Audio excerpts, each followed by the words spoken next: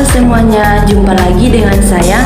Sebelumnya saya ucapkan Assalamualaikum warahmatullahi wabarakatuh.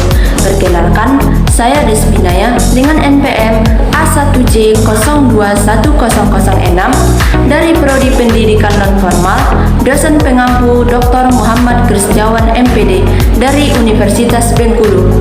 Di sini saya akan membahas sebuah materi yang berjudul tentang kepemimpinan sekolah efektif. Baiklah, saya akan membahas tentang konsep pemimpinan terlebih dahulu.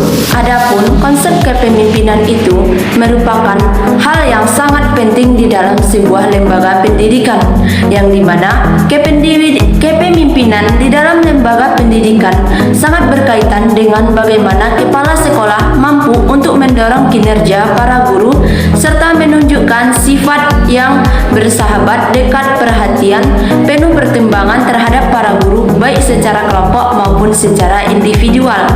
Kepemimpinan juga dikatakan sebagai salah satu fungsi manajemen yang sangat penting dari sebuah organisasi ataupun tujuan lembaga yang secara efektif dan efisien.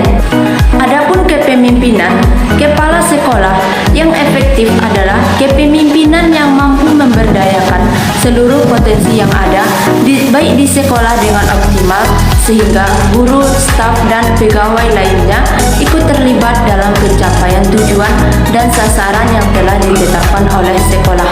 Pembahasan selanjutnya yaitu yang kedua, mengenai faktor apa saja yang mempengaruhi perilaku dalam kepemimpinan. Yang pertama itu ada faktor internal, di mana faktor yang berasal dari dalam diri pemimpin itu sendiri, yang misalnya tentang kepemimpinan, orang yang memandang sebagai status dan hak tidak akan sama perilakunya dengan orang yang memandang kepemimpinan sebagai pelayanan bagi kesejahteraan orang-orangnya.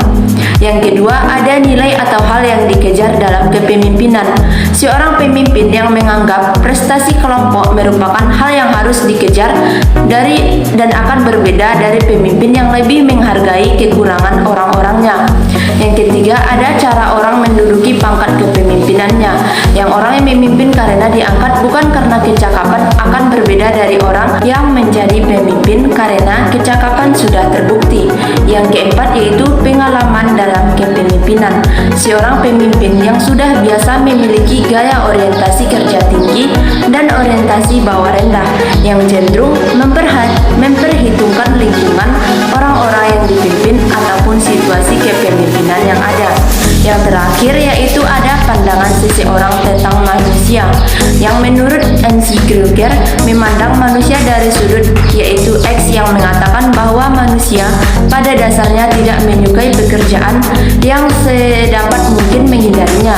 Yang kedua, sudut Y mengatakan manusia bekerja itu merupakan hal yang alamiah seperti halnya bermain dan istirahat. Bagian selanjutnya yaitu C, teori kepemimpinan. Adapun teori kepemimpinan pada umumnya berusaha menerangkan faktor-faktor yang memungkinkan munculnya kepemimpinan atau sifat ataupun bakat alam yang dimiliki oleh pemimpin. Syarat dan prinsip kepemimpinan. Syarat dan prinsip kepemimpinan dalam pendidikan menurut Mutahor, kepemimpinan pendidikan yang efektif adalah kepemimpinan yang mampu mempengaruhi orang lain untuk diajak bekerja sama dalam meningkatkan mutu pendidikan. Fungsi kepemimpinan yang pertama itu ada fungsi instruksi, yang kedua ada fungsi konsultasi, dan yang ketiga ada fungsi partisipasi, yang keempat fungsi delegasi, dan yang terakhir fungsi pengendalian. Kepemimpinan kepala sekolah yang efektif merupakan kepala sekolah motor penggerak, penentu arah kebijakan sekolah yang menentukan bagaimana tujuan-tujuan sekolah dan pendidikan pada umumnya direalisasikan. Pembahasan selanjutnya mengenai tentang kunci sukses kepemimpinan. Menurut Mulyasa, pada tahun 2013 ada 10 kunci sukses dalam kepemimpinan kepala sekolah. Yang pertama yaitu visi dan misi yang utuh, yang kedua tanggung jawab, yang ketiga keteladanan, yang keempat memberdayakan staf, dan yang kelima mendengarkan orang lain, yang keenam memberikan layanan prima, yang ketujuh mengembangkan orang, 8 memberdayakan sekolah, Yang kesembilan, fokus pada peserta didik.